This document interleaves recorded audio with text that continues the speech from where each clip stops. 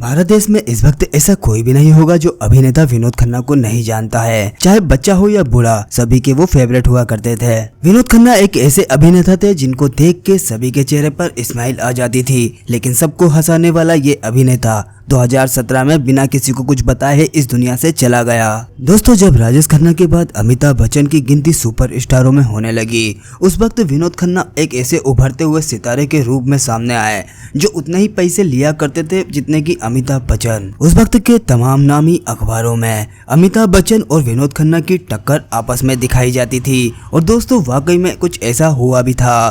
फिल्मी पर्दे पर दोनों की फिल्मों में कंपटीशन हुआ करता था। हालांकि पब्लिक दोनों ही सुपरस्टारों की फिल्में बराबर देखा करती थी, लेकिन इसके बावजूद भी मीडिया में बनाए जा रहे माहौल का सभी ने लुत्फ उठाया। विनोद खन्ना अपने करियर की ऊंचाई पर थे।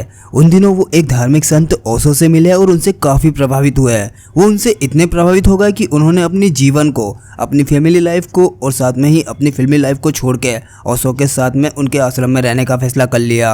अपने बने बनाए स्टारडम को छोड़कर विनोद खन्ना एक संत के साथ में रहने चले गए। बस यहीं से उनके करियर का पतन चालू हो गया। विनोद खन्ना ओशो के साथ में 5 साल तक रहे और 5 साल बाद जब उनका आध्यात्मिक मोह खत्म हुआ तो वो वापस से अपने फिल्म उद्योग में लौट आए। यहाँ पर आने के बाद उन्होंने 2 फिल्में इंसाफ और सत्यमेव जयते जैसी सुपरहिट फिल्में वापस दी। विनोद खन्ना अपने दम पर ही फिल्म इंडस्ट्री में आए थे। अगर उनके गॉडफादर के रूप में किसी को देखा जाए तो सुनील दत्त साहब हो सकते हैं, क्योंकि उन्होंने सबसे पहला ब्रेक विनोद खन्ना को दिया था। उन्होंने अपनी फिल्म में विनोद खन्ना से नायक की जगह खलनायक की भूमिका निभाई थी। 1987 में विनोद खन्ना ओशो के आश्रम से वापस फिल्म इंडस्ट्री की ओर लौट आए और उसके 10 साल बाद यानी कि 97 में उन्होंने अपने पुत्र अक्षय खन्ना को फिल्म हिमालय पुत्र से बॉलीवुड में लॉन्च कर दिया। 1999 में 3 दशकों से ज्यादा फिल्म उद्योग में योगदान देने के लिए विनोद खन्ना को फिल्म फेयर के लाइफ टाइम अचीवमेंट अवार्ड से नवाजा गया।